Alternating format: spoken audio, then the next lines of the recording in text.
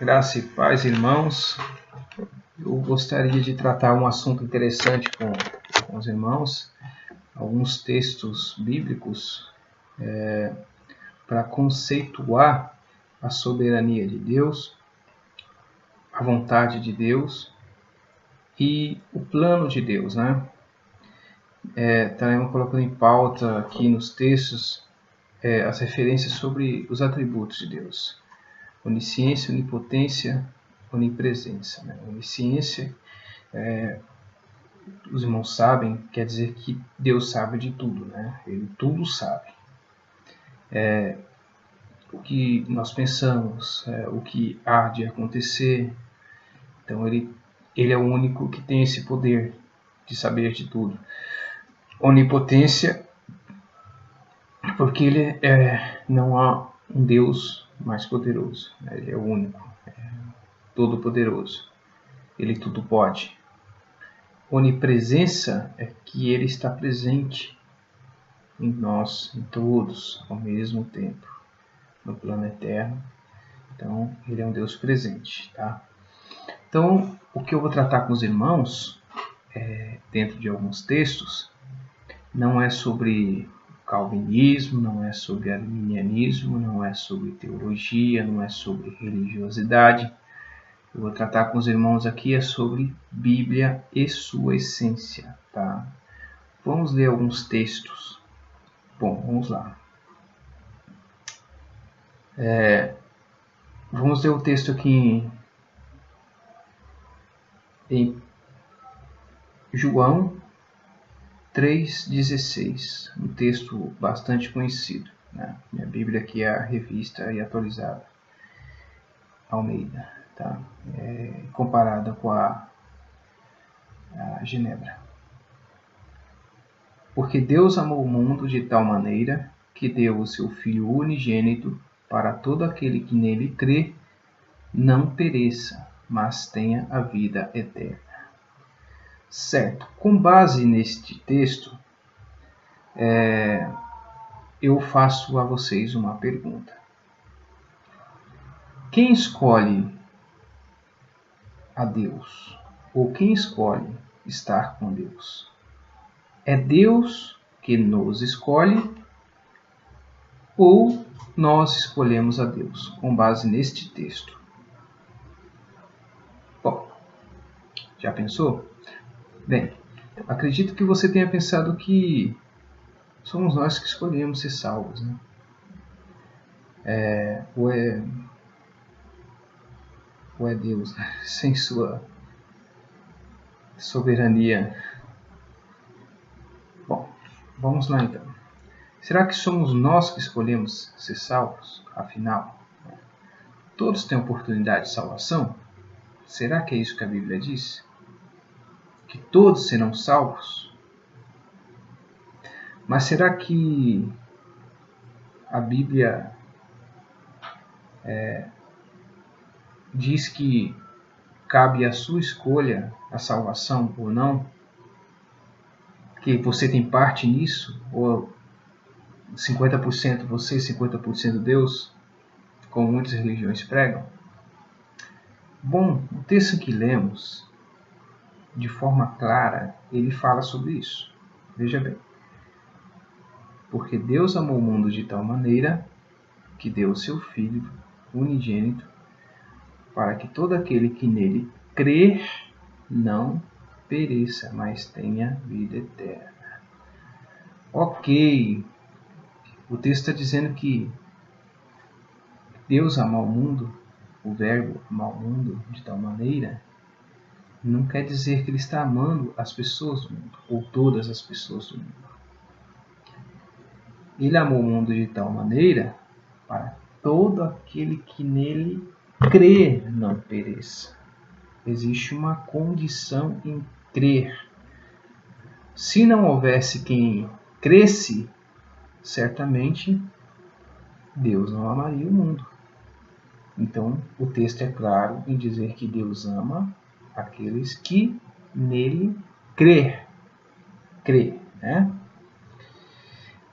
Veja bem no texto de João 15:19. Se vocês fossem do mundo, o mundo os amaria, por vocês serem dele. Mas eu os escolhi entre as pessoas do mundo, e vocês não são mais dele. Por isso o mundo odeia vocês. João 15, 19. Então, o mesmo texto, contextualizando o texto que nós lemos acima, existe uma negativa para o mundo e para aqueles que não são do mundo, né? Aqueles que creem em Jesus e que são perseguidos pelo mundo e perseguidos pelos que não creem em Jesus. A condição e o texto é claro em afirmar isso também, correto? Vamos lá. Então, somos nós que escolhemos crer em Deus? Somos nós que escolhemos a Deus? Veja o que o texto diz em João 15,16. Não foram vocês que me escolheram. Pelo contrário, fui eu que os escolhi para que vão e deem fruto, e esse fruto jamais se perca. Veja, o texto é claro. Como eu disse, eu não estou pregando teologia, estou pregando o que está escrito nos textos bíblicos. Leiam comigo e acompanhem. Espera aí, então definimos que Deus nos escolheu, né? O texto diz isso. Deus não ama o mundo, ama os que creem. Os textos que nós narramos aqui disse isso. E, posteriormente, Deus, ele diz que ele que nos escolheu, não nós escolhemos a ele. Então, quando foi que Deus nos escolheu? Ah, foi quando eu me arrependi dos meus pecados que você... Não. Veja aqui o texto. Efésios 1:4. Quando foi que Deus nos escolheu? Antes da criação do mundo, Deus já nos havia escolhido para sermos dele por meio da nossa união com Cristo, a fim de pertencermos somente a Deus e nos apresentarmos diante dele sem culpa. Efésios 1:4. Antes da criação do mundo, Deus já nos escolheu. Então, não existe nenhuma possibilidade de participação nossa na escolha salvífica de Deus. Continuando o texto. Isso é o que o texto diz.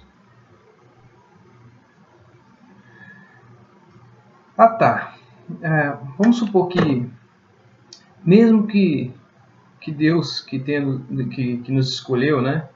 Será que ele não nos escolheu porque sabia das nossas obras futuras, que nós seríamos bonzinhos, nós faríamos coisas boas? Aí ele, sabendo isso, né, sendo ele soberano, para esse eu escolhi, porque eu já sei o que ele vai ser bom. Negativo, não é isso que os textos dizem. Toda a glória, toda a honra de Deus. Veja bem, 2 Timóteo 1:9. Muito bem. Deus nos salvou e nos chamou para sermos o seu povo. Não foi por causa do que temos feito, mas porque este era o seu plano e por causa da sua graça, ele nos deu essa graça por meio de Cristo Jesus, antes da criação do mundo. 2 Timóteo 1:9. Então, Deus não te escolheu antes da criação do mundo, antes de você nascer, antes da sua mãe nascer, antes do seu avô, sua avó nascer, e por aí se vai, avô nascer, porque você ia ser uma pessoa boa. Não, muito pelo contrário. Deus te escolheu porque você é mau, porque você não consegue se salvar sozinho. Você não consegue buscar Deus sozinho. Você nunca conseguiria. E nós vamos ler esse texto também. Porque nós somos trapo de imundície. Nós somos podres, nós somos pecadores, maus na sua essência. Mas Deus, pela graça, que o texto diz, pela graça. Graça é um favor não merecido. A tradução do grego para o português. Pesquise no dicionário. Graça quer dizer um favor não merecido. Quer dizer que nós não merecemos esse favor. Mas Deus, pelo seu amor, pela sua soberania, ele nos deu. Cristo Jesus. 2 Timóteo 1:9. Vamos lá. Seguindo as Escrituras. Romanos 9, 11 e 12. Mas, para que a escolha de um deles fosse completamente de acordo com o plano de Deus, o próprio Deus disse a Rebeca: o mais novo será dominado pelo mais moço. Disse isso antes deles nascerem e antes de fazerem qualquer coisa boa, uma ou má. Assim ficou confirmado que é de acordo com o seu plano, né? Que Deus escolhe a quem Ele quer chamar, sem levar em conta o que tenha feito. Como diz as Escrituras Sagradas, Romanos 9, 11 e 12. Eu escolhi a Jacó, mas rejeitei Esaú, antes de nascer. Tá? Pois bem. Aí você pode revirar, ficar bravo e falar: peraí, amar um e rejeitar outro antes de nascerem não é uma grande justiça de Deus? Será que é? De forma nenhuma. Deus não é injusto. Romanos 9,14. Que diremos, pois? Há injustiça da parte de Deus? De modo nenhum. Pois ele diz a Moisés: terei misericórdia de quem me aprover ter misericórdia, e compadecer-me-ei de quem me aprover ter compaixão. Assim, pois, não depende de quem quer ou quem corre, mas de usar Deus a sua misericórdia. Romanos 9, 14 e 16. Versículo 14 e 16. Pois bem, em Romanos 9, 20 e 21, vai te dar uma resposta interessante, dependendo do que você está pensando agora, diante desses fatos narrados, né? Quem és tu? Não se assustem, é o texto. Ó homem, para discutires com Deus? Porventura pode o objeto perguntar a quem o fez? Por que me fizeste assim? Ou não tem o oleiro direito sobre a massa para o mesmo barro fazer um vaso para a honra e outro para a desonra? Romanos 9, 20 e 21. Mas por que Deus escolhe uns e não escolhem outros? Vamos ver a soberania de Deus? Romanos 9, 22 e 24. E que direis se Deus, querendo mostrar sua ira e dar a conhecer o seu poder, suportou com muita paciência os vasos de ira, preparados para a perdição, para que também desse a conhecer as riquezas de sua glória nos vasos de misericórdia, para que a glória já dantes preparou, os quais somos nós, a quem também chamou, não só dentre os judeus, mas também dentre os gentios.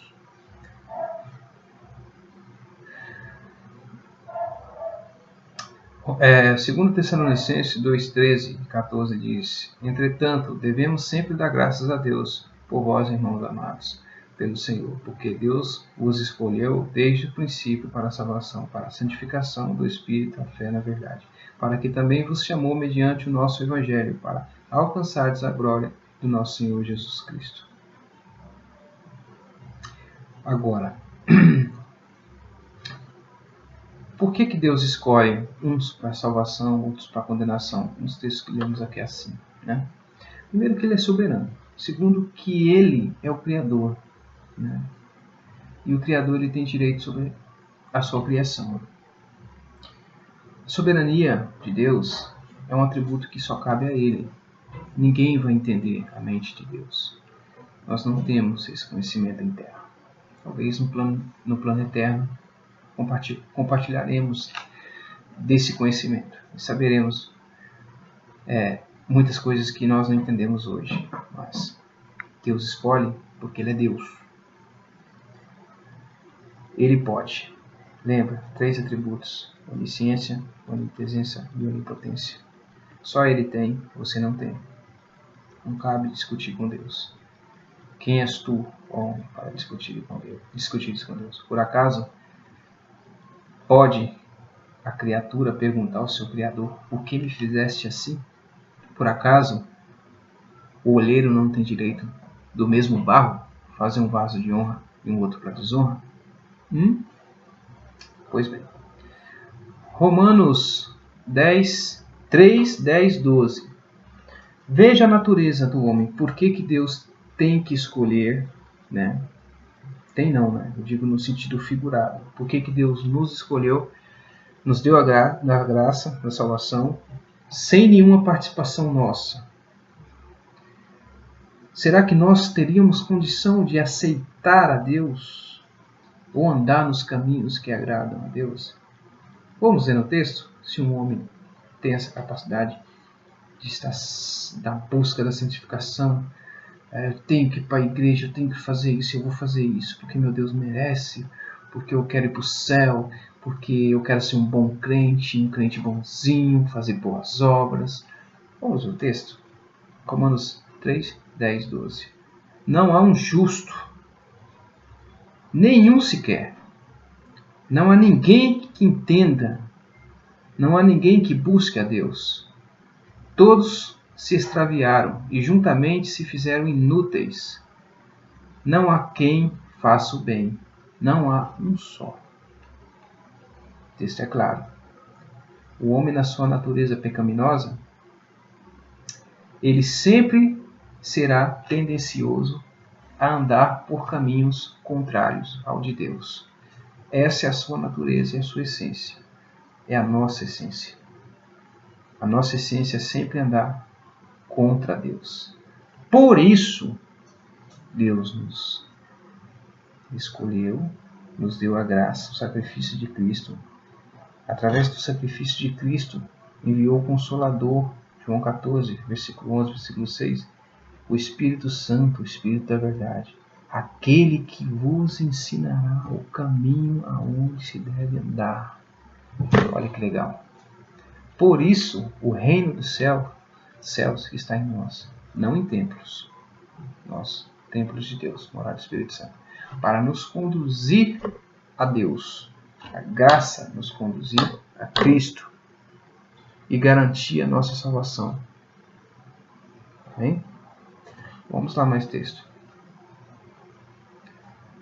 Aí você pode falar, não, mas o que é isso? O que salva é a fé. Se eu tenho a minha fé, eu vou ser salvo. Eu tenho fé. A minha fé é forte. Vamos falar sobre fé então. Vamos lá. Qual é o texto da fé? Vamos lá. Atos 13, 47 e 48. Pois esta é a ordem que o Senhor Deus deu a nós, o seu povo. Eu colocarei vós como luz para outros povos, a fim de que você leve a salvação ao mundo inteiro.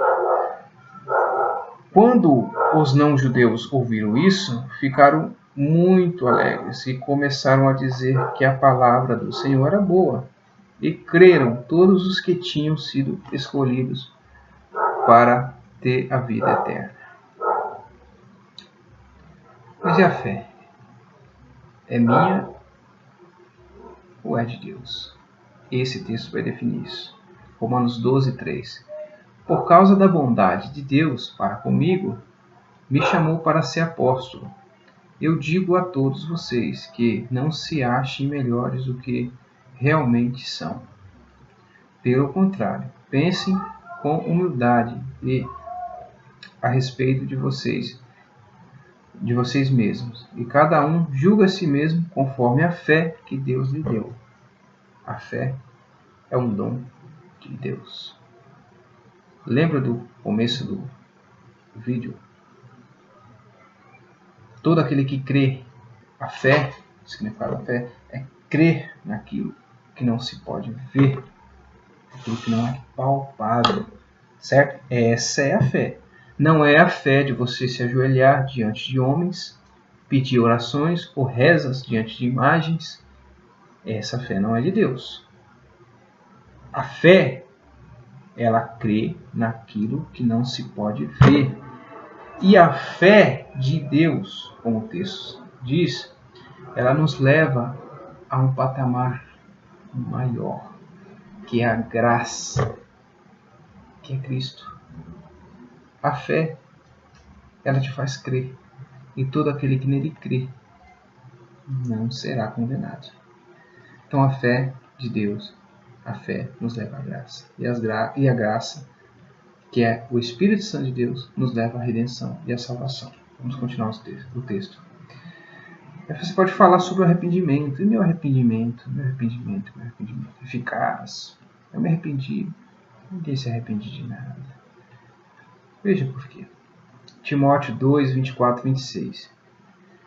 E ao servo do Senhor não convém contender, mas sim ser manso para com todos, apto para ensinar, sofredor, instruindo com mansidão os que resistem, a ver se porventura Deus lhe dará arrependimento para conhecerem a verdade e tornarem a despertar, desprendendo-se dos laços do diabo em cuja vontade estão presos. Está falando de religiosos, de pessoas que não aceitam a verdade e que Deus, somente Deus, pode fazer com que o homem, o pecador, se arrependa. Nenhum homem é capaz de se arrepender. Deus nos dá o arrependimento também. O Espírito Santo dentro de nós nos leva ao arrependimento para alcançarmos a redenção, como os textos dizem. Esse texto claramente está falando de pessoas que resistem de forma terrível por causa de doutrinas de homens, por causa de religiosidade, por falta de conhecimento, e perecem por isso. Mas Deus ele dá mansidão e capacidade de entendimento para que os que estão na graça possam levar a fé e a esperança a esse povo, como nós. E prosseguiu, por causa disto é que vos tenho dito, ninguém poderá vir a mim se o Pai não lhe for concedido. João 6, 65. O texto é claro. Só pode, quem disse isso foi Cristo, foi Jesus. Só podemos ir até Cristo, como eu disse antes, se o Pai lhe conceder a fé. Você só pode ir até Cristo se o Pai quiser, se o Pai lhe der a fé. Ele escolhe, segundo a sua soberania. Ele é o Criador. Lembre-se disso. Quem és tu, homem, para discutir isso com Deus? Ele escolhe pronto. Bom. Vamos ver mais um texto nesse contexto? João 6, 37 e 39. Todos aqueles que o Pai me dá virão a mim, e de modo nenhum jogarei fora. Aqueles que vierem a mim, pois eu desci do céu para fazer a vontade daquele que me enviou, não para fazer a minha própria vontade. E a vontade de quem me enviou é esta, que nenhum daqueles que o Pai me deu se perca, mas que os ressuscite todos no último dia. João 6, 37 e 39. O texto está dizendo que todos aqueles que o Pai concedeu a fé e a graça mediante Cristo, nos levou à graça, jamais seremos lançados fora do reino. Deus não é igual uma pessoa que escolhe uma noiva ou um noivo, né? Para não ser machista aqui, tanto homem quanto mulher. Que escolhe, que confia numa pessoa, como uma pessoa comum, sabendo que ele é onisciente, nós não, mas sabendo que ele vai ser traído. Você acha que ele vai escolher uma noiva que o irá trair ou envergonhar diante dos seus escarnecedores, do adversário? Você acha que Deus faz escolhas erradas? Você acha mesmo isso? Esse é o Deus que você propaga? É um Deus que não sabe o que vai... Lembra de Jó? É muito claro, está na Bíblia. Lembra de Jó? Você acha que Deus permitiria que Satanás tocasse nas coisas, na vida de Jó? Na vida não, minto. Na família, nos bens de Jó, exceto na vida, Deus ainda falou, pode pegar tudo. Mas na vida dele você não toca. Olha só. Esse é Deus, ele sabe das coisas. Você acha que ele ia permitir, sabendo que, passando pela sua cabeça que Jó iria negar? Você acha que Deus ia arriscar perder para o diabo?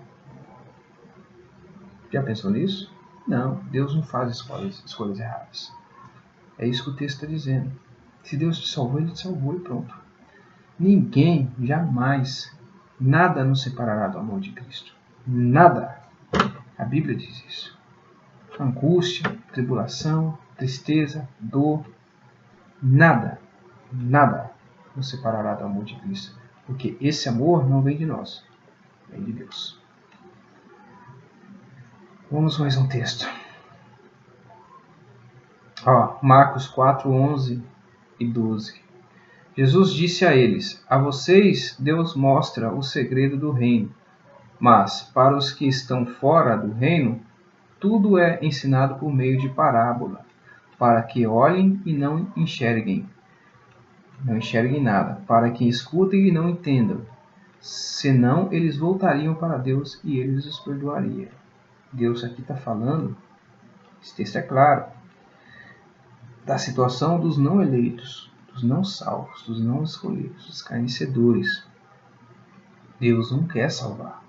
É o que o texto diz. Por isso, Jesus deu essa explicação. Por isso ele disse que para os pequeninos, para os eleitos, ele fala em parábola e dá a explicação. Mas para os não eleitos, ele fala em parábola para que eles não entendam e eles não se convertam e não sejam salvos. É isso que o texto diz. Marcos 4, 11 e 12. Pode conferir. Vou adiantar um pouco aqui agora que eu estou no meu horário da faculdade. Tem muito texto para trabalhar com vocês aqui, mas vamos resumir. Vamos lá. Vamos ver mais um texto igual aquele. Por exemplo, olha só o que Deus faz. Ó. João 12, 40. Você acha que tem livre-arbítrio? Você acha que o homem tem livre-arbítrio de escolha? O homem pode escolher para onde ir, para onde não ir? É isso que a Bíblia diz? Você sabe que não, né? Você sabe que não. Onde o Espírito te mandar, você vai. Você não tem como resistir. A graça é irresistível. E da mesma forma, os não eleitos. Deus ele está na mente dos eleitos para a salvação, dos vasos de honra, e na mente dos não eleitos para a condenação. Só que o interessante é que todas as coisas contribuem para o nosso bem, para o bem dos eleitos. Veja João 12, versículo 40. Cegou-lhes os olhos, endureceu-lhes o coração, para que não vejam com os olhos, nem entendam com o coração, e se convertam e sejam por mim curados. Então Deus ele cega os olhos, ele tampa os ouvidos, ele fecha o coração, como fez com Faraó. Pode ver os textos de Faraó. Deus endureceu o coração de Faraó. Todas aquelas pragas que foram lançadas, as 10 pragas, cada uma delas, Deus endureceu. No final, o povo foi liberto. 12 pragas. Né? No final, o povo foi liberto das pragas. Esqueci quantas pragas. O povo foi liberto. E na travessia do mar, o faraó e seu exército foram engolidos e foram mortos. E a glória de Deus ali foi manifestada. Essa é a vontade de Deus. Por isso endureceu o coração de Faraó. Porque tudo o que aconteceu ali no Egito contribuiu para o bem dos que amam a Deus. Israel foi liberto. O Deus de Israel foi proclamado a todo mundo. E por aí vai. Aqui, ó, Êxodo 9:12, lembrei o texto. Porém o Senhor endureceu o coração de Faraó, e não os ouviu, como o Senhor tinha dito a Moisés. Então Deus endureceu o coração de Faraó, como eu disse antes. Por isso que ele não deu ouvidos a Moisés.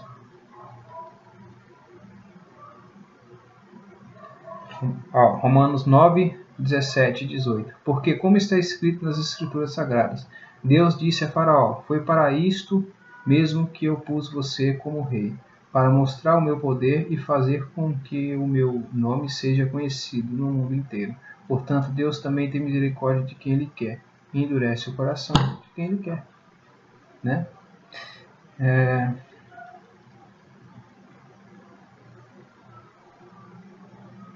Atos 1, 24. Você acha que Deus não conhece o nosso coração? Que não age diretamente em nós? É um confronto com a Bíblia que você está fazendo, se você permanecer nessa ideia. Atos 1, 24 e 25. E orando, disseram, Tu, Senhor, conhecedor do coração de todos, mostra qual desses dois tem escolhido para que tome parte desse ministério e apostolado, de que Judas se desviou para ir para o seu próprio lugar. Está aí. Provérbios 16:4. O Senhor fez tudo para um fim, até o ímpio para o dia do mal. Mateus 22:14. Porque muitos são chamados, poucos são escolhidos. O reino dos céus é para poucos. Isso, a Bíblia inteira fala sobre isso, de Gênesis a Apocalipse, né? Para poucos.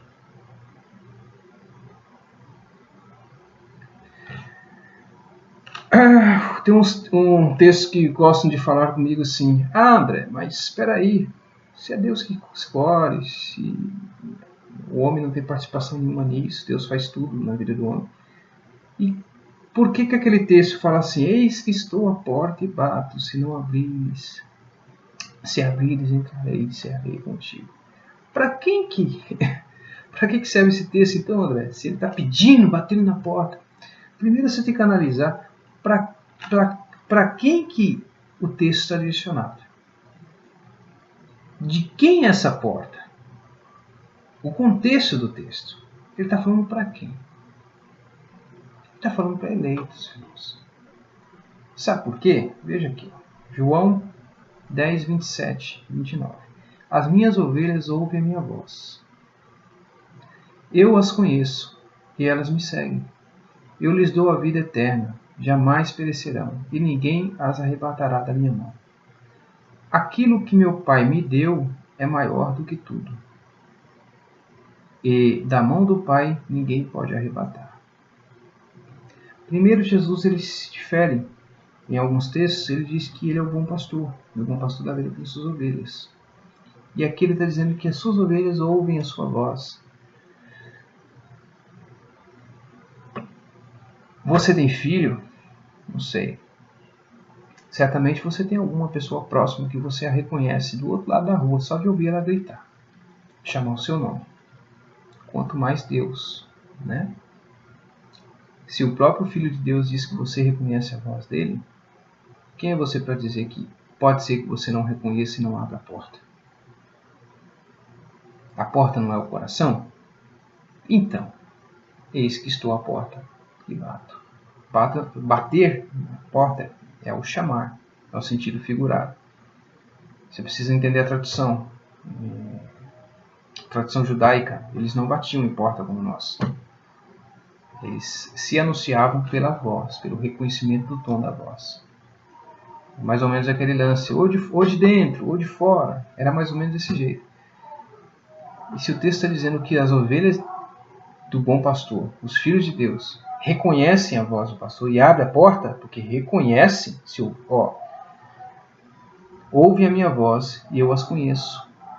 João 10, 27. Então, esse argumento está mais que definido com relação a esse tema, né? Sobre separação do amor de Deus. O texto é claro, Romanos 8, 38 e 39. Porque eu estou bem certo de que nem a morte, nem a vida, nem os anjos, nem o principado, nem as coisas do presente, nem o porvir, nem os poderes, nem a altura, nem a profundidade, nem a qualquer outra criatura poderá separar-nos do amor de Deus que está em Cristo Jesus nosso Senhor. Então, ninguém pode arrebatar a ovelha da mão do pastor. Ninguém pode separar um eleito de Deus. Deus não faz escolhas diante da sua onisciência. Ele não faz escolhas erradas. Segundo que, diante da sua onipotência, ninguém tem o poder de tirar das mãos dele. Terceiro, diante da sua onipresença, ele está protegendo os seus eleitos. Ele está dentro dos seus eleitos. É o Espírito Santo. Ele age diretamente em nós. Romanos 8,33. Quem intentará acusação contra os escolhidos de Deus? É Deus que os justifica. Então, ninguém pode intentar acusação contra os eleitos, os escolhidos de Deus. E esses escolhidos antes da criação do mundo. Lembre? Porque é Deus que nos justifica. Está dizendo que é Deus que age diretamente em nós. A nossa justificação vem da graça, não de nós mesmos. Não do que você faz ou deixe de fazer. Né? Bom, tem muitos textos aqui que eu gostaria de compartilhar com vocês. Mas o tempo é curto, depois eu dou continuidade. Espero que os irmãos tenham gostado, estudem bastante o tema e entendam que a escolha não vem de nós, vem de Deus. A salvação vem de Deus. De nós mesmos só viriam coisas ruins, certo? E se Deus não amasse, no sentido figurado, o mundo por amor de seus eleitos, o mundo não existiria. Então, se não tivesse eleitos na Terra, não existiria mais humanidade. O mundo só está vivo até hoje por causa de nós, por causa da vontade de Deus, do amor de Deus, da graça de Cristo e o amor pelas nossas vidas. Certo? Depois a gente continua. Graça e paz.